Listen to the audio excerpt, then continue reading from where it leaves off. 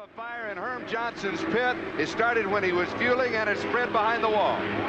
Johnson was in for a regular refuel, and then suddenly the car burst into flame, and now they have a fire that is burning all around the fuel tank in Herm Johnson's pit. We had some crew members suffering some slight injury. We don't have any indication as to their injury. It did not look as if Johnson was injured, but look at this tremendous fire as the entire pit goes up. They have been trying to fight it now for almost a minute. There was an explosion. An explosion as one of the tanks went. Apparently Herm Johnson's tank let go at the front. Now most of the people moved away, but an explosion in the pits as Herm Johnson's tank did catch fire, and a tire let go. We don't know if the explosion was the result of a tire or is the tank. The tank looks to be intact.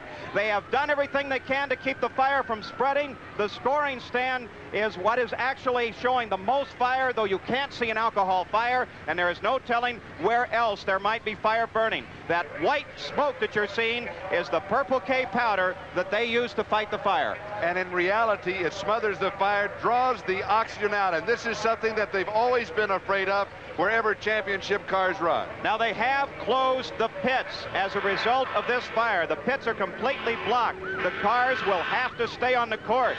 That brings the question. If I didn't bring my car in for a stop, what happens to me if I run out of fuel on the racetrack? I can't get to my pit. They continue to fight this fire. This has been what they have been afraid of in all of IndyCar racing for so long. A major fire in the pits. They're now bringing in heavy apparatus, big fire trucks coming in. Let's go down to Bruce Jenner, who's on the scene. Down here in the pits right now, pandemonium has just broke out. It looks like his pit has completely gone up, and the fire tanks, and the tanks are on fire right now. They're trying to put it out. They've got about 4 or 5 units, a lot of people working around there, but it's a lot of pandemonium. Everybody's just sort of clearing out of the area and trying to see what happens. But right now, it's a terrible sight from down here. Charlie? All right, Bruce, it seems as if they may have it a little under control, but it is still burning. Let's go back moments ago to how it started.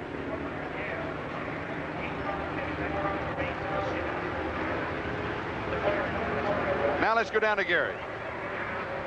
Here's Herm Johnson. Herm, I know you're walking in to get some emergency attention. Any idea what happened on that stop? I just saw a fuel spill, and it flared up, and it was just burning. And we got to go, Gary. We got a couple a lot hurt worse than me. Sorry. All right, thank you, Herm Johnson. They're taking him in for some emergency aid at this point. He seems to be all right. He has some superficial burns, it would appear, around the face. He'll get some emergency treatment here, and we'll try to update the information, of course, as it's available. You see here now the replay of that fire. That is his refueler. After the fire at Indianapolis, several of the crews bought new helmets to try and prevent the crew members from being burned in case this happened in a refuel. Apparently, it did some good, though obviously by the way he was jumping around, he was suffering from the heat, probably being burned to a small degree. I want to be very careful, Charlie, not to alarm anyone until we know exactly what happened. The red flag is about to be displayed at Michigan International Speedway. The red flag is out. They are stopping this race. This will change the strategies of everybody drastically.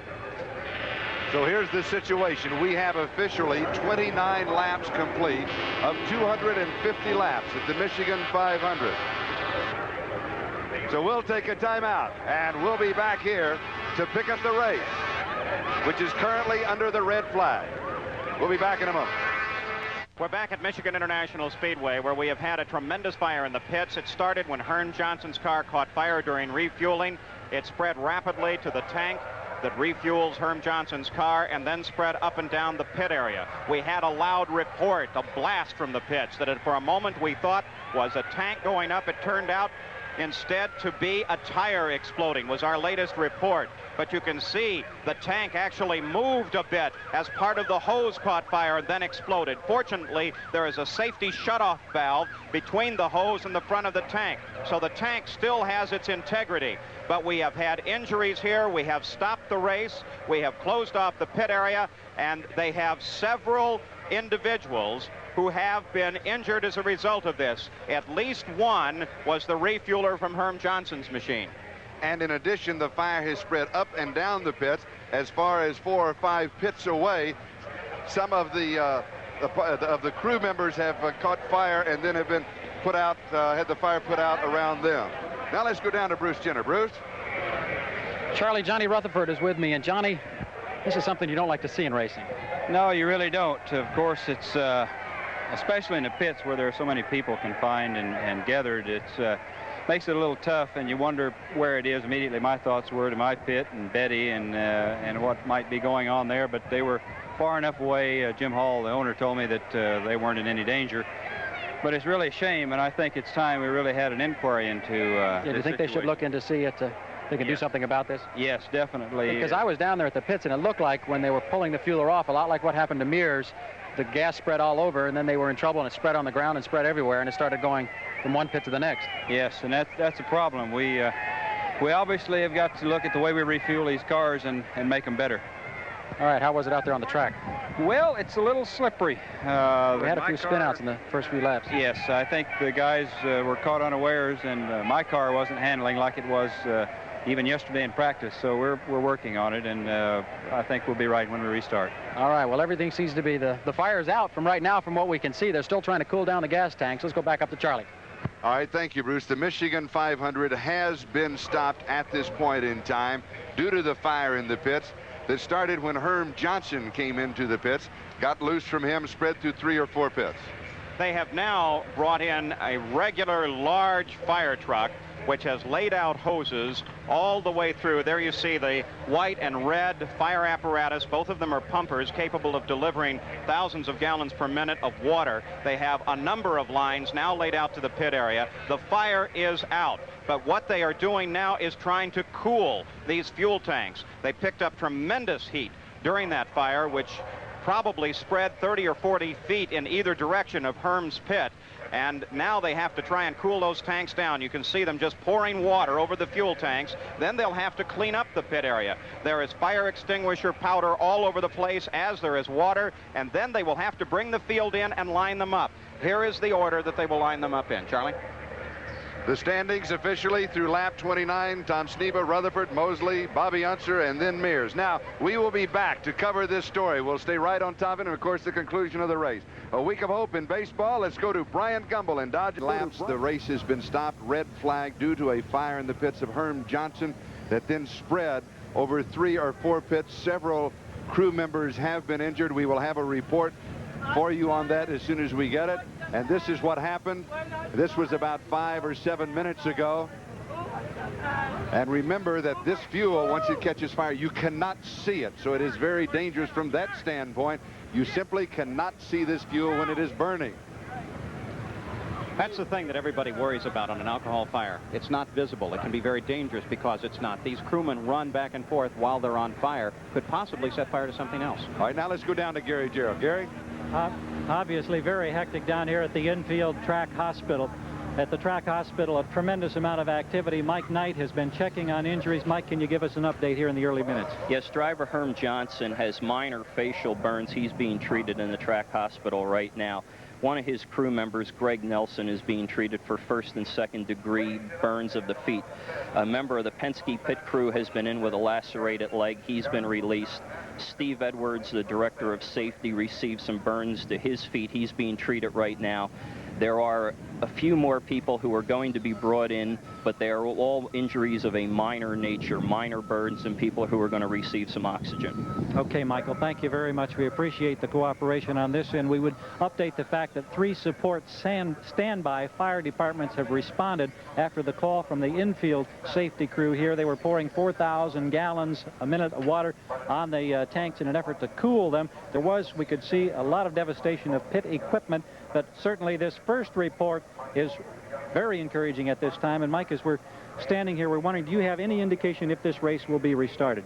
It will be. The technical crew of CART is already in the process of making the preparations to restart the race. As soon as the situation in the pits allows us to restart, we will. Okay, thank you very much. Let's go back upstairs. All right, thank you, Gary. And the first thing that Johnny Rutherford said is that he had heard on his radio from the pits that Betty was all right. This as soon as he saw the smoke come up from the fire. Now let's go back to what happened. We had the fire in Herm Johnson's pit, and this is what it looked like. This is now 10, 12, 15 minutes ago when the fire broke loose, and then it spread up and down. It got behind pit wall. That's where the tanks are, the fuel tanks are. We heard an explosion. We thought it was a fuel tank. We believe now that it was tires that were exploding. And because of the heat, the tanks that were caught into the heat itself expanded, and we can show you that. You can see on the left the tank that is expanded, and on the right the tank that is the normal tank. I'm a little ahead of you. There it is. There it is. Now you can see the difference in the tanks. Herm Johnson's tank on the left has literally just bulged in the front end. And on the right is the normal tank of Bobby Unser's crew, though there is a concern here, Charlie. Bobby Unser's tank was only about 20 feet away. There, again, is the replay of fighting the fire. And as I watched the replay for a third time, I noticed what appeared to me to explode was the hose that connects the tank to the race car. Fortunately, again, there's a shutoff valve before the tank so that the fire couldn't actually get up into the tank. But look at this tremendous firefighting effort. This has been something that everyone has worried about in IndyCar racing for so long. Rick Mears had his fire at Indianapolis. It was contained. People complained about the time. But look at this tank. You can see the hose is gone. So, Charlie, I think that's what blew off. So we are under the red flag here. The race has been stopped. 29 laps have been completed. Michigan 500, a total of 250 laps. The race, the official word from the kart officials is that the race will be restarted. But of course, first we've got to clear out the pits. We've got to get everything as back to possible as it was. Michigan 500 under the red flag will stay on top of the story. The standings. Tom Sneva leading at this point. We'll be back in a moment. It's burning fiercely. Now watch at the front of the tank. The hose is on fire. And then suddenly the hose burns through, and it was the explosion that we heard. There it happens, and look at it spray, and it is spraying fuel and fired down into the pits. Now directly behind that point there is a cutoff valve. Apparently it worked because the fire did not appear to blossom after that. It continued burning in about the same status. Now, I was saying earlier at the Indianapolis 500, they were concerned about this. They were concerned about response. They got that fire out there before it got over the pit wall. This one went over the pit wall, and that even creates more concerns. Roger Rager, Dick Simon, and Bobby Unser all have pits that were closely adjacent and were partially involved. So what do those people do? Let's go down to Gary Gerald and find out. Well, Bobby Unser is standing by here now as they begin this massive cleanup operation in the pits. And Bobby, everyone is almost at a loss for words. And I think your first comment was this has really been a tough year for racing. Well, what I meant was the tough year for fires in racing. I can't give you answers for it all happening. I can't give you reasons for Indianapolis happening like it did. We're really safer than we've ever been for fire. It's just we're in an era of having fire problems, and thank God nobody's getting hurt too bad, but it's beyond my words to explain it. I couldn't even give you a good explanation for this. I mean, it's the second time for poor Herm Johnson. He had a problem at Milwaukee, and then another problem today, and lo and behold, at Milwaukee, he was just almost next door to our pit. Right. And then again here, he was right next door to us, and I just don't know. It shouldn't happen. We shouldn't have these fires. We're plenty safe. But I guess we are having them. At this point now, they've said that you're going to be restarting this race.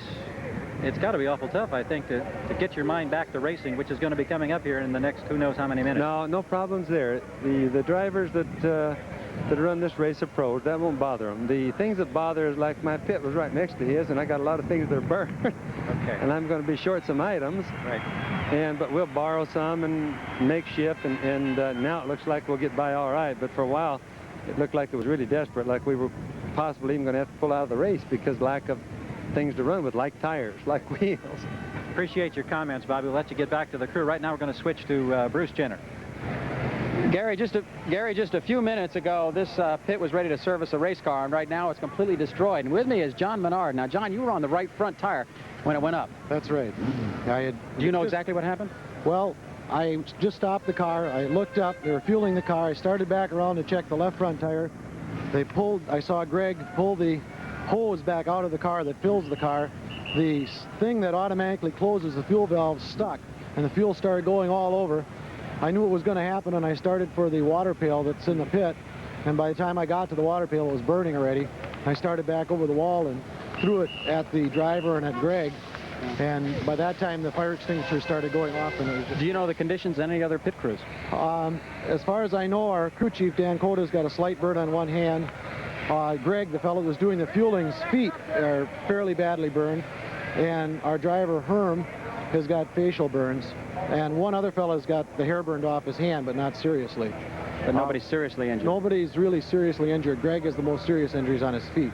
They were spraying the fire foam on his chest and head, thinking that that was on fire, and in his feet it was burning. And it was just unfortunate that nobody got to him right away. Otherwise, I think he would have been not. It's the second time for you guys. That makes it difficult. Second time, and we really didn't need that. Getting a little gun shy. Yes, sir. I don't blame you. All right, let's go back up to Charlie. All right, thank you, Bruce. It was just not quite an hour ago that the race started. And one of NBC summer season innovations is an onboard camera in Bill Alsop's race car, in car number 7. He was in the inside of the 3rd row, and this is what the start looked like from a driver's view. The green flag already beginning to fly now as he accelerates. You can see how fast the front row pulled away. That yellow car is Johnny Rutherford, and Sneva is right down in front of him. Directly in front is Pancho Carter. And he pulled the low line, allowing some of the traffic up high going into the first turn.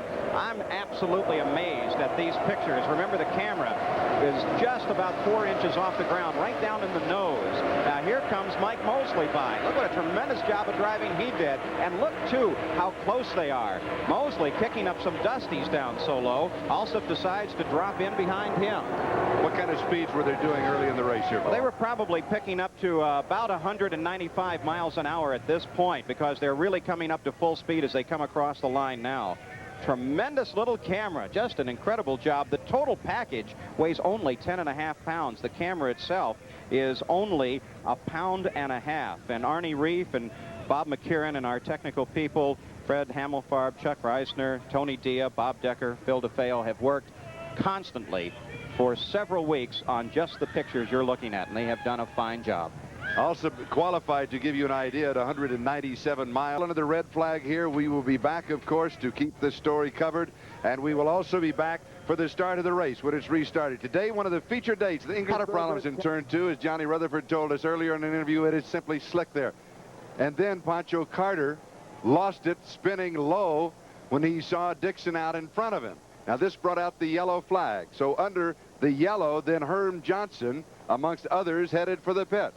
And that set up what was to be the one thing that would involve everybody here over the next half an hour. That was the fire that started in Herm Johnson's pit. Well, the fire spread very, very rapidly. The refueling holes did not shut off when they disconnected it from the car. It sprayed fuel. Then we saw what you just saw, the tank hose let go, and a tremendous fire in the pits. That was the sequence of events. Now, you will recall at the Indianapolis 500, Rick Mears was involved in a fire in his pit, and he's with Bruce Jenner. Bruce? Charlie, he certainly was. And Rick, what goes through the minds of those guys when all of a sudden all they feel is that tremendous amount of heat? Well, it's really hard to say. You know, when I had mine in Indianapolis, I was more or less in a panic. I didn't know what to do. When that starts burning like that, you're just at a loss. You don't know what to do next, where to go, or who to turn to. And I was just a few pits away, and let me tell you, I was scared. All of a sudden, you didn't know what was going to happen, and you could see you could just see heat waves. You couldn't see flames. Yeah, it's a scary feeling. There's just not a whole lot you can do. A couple of the guys were just injured. Doesn't seem like too bad at this point. Your injuries seem to be okay. You seem to be getting right back out there. It's getting better. It's getting better. We still got a little more work to do on the nose, but it's coming around. It'll be all right by next year. All right, let's go to Gary Gerald. He's with Roger Penske. Thank you, Bruce. Roger Penske overseeing the cleanup operation here in his pit. Roger, are you going to have to move your pit area? Well, I don't think so. Fortunately, we didn't have any fire here. The fire people jumped in and kept our area from burning. We had some of our rubber hoses burned. We're going to change the fuel hose that goes into the car because it got the white powder on it. But all in all, we're in good shape, and we're just glad that nobody got hurt any worse than they did, and I appreciate all the help everybody's given us. Any indication at this point of how far we are away from the restart of this race? Oh, we should be able to start pretty quick. They're just cleaning up the pit lane here, and we're getting set. I think we'll go very shortly. Okay, Roger Penske overseeing the cleanup operation in the Bobby Unser pit right now. It's a massive effort down here, a tremendous amount of cooperation on all counts, a big job, and as Roger said, we're fortunate, I believe, that not more people were more seriously injured. Somewhat ironic that we do a feature piece prior to this race. Steve Edwards kind enough to show us the various skills. In that tremendous blaze of approximately an hour ago, he was in the middle of the firefighting operation, as you indicated, a slight burn. Steve, we're pleased to see you here, but I know you're trying to get geared back up to go out in racing, and that seems to be foremost in your mind right now. That's the number one thing. They tried to keep me in the hospital, but I told them no way, so I bolted for the door, and here I am. It takes a tremendous amount of dedication. I don't know if can you put it in words what it takes to be in the middle of a potentially dangerous situation as what we saw earlier this afternoon? You just got to love racing, and these competitors are my friends, and I want to do what I can for them, and that's really the bottom line. Well, you've said it very beautifully. We're glad to see that you're all right, and I know there's a lot of work yet to be done. Keep up the good work. Well, thank you, and I just like my family to know I am okay, so don't worry. All right, that's Steve Edwards, the Director of Safety for Championship Auto Racing Teams. He's back into action. Let's go back to Charlie Jones and Paul Page.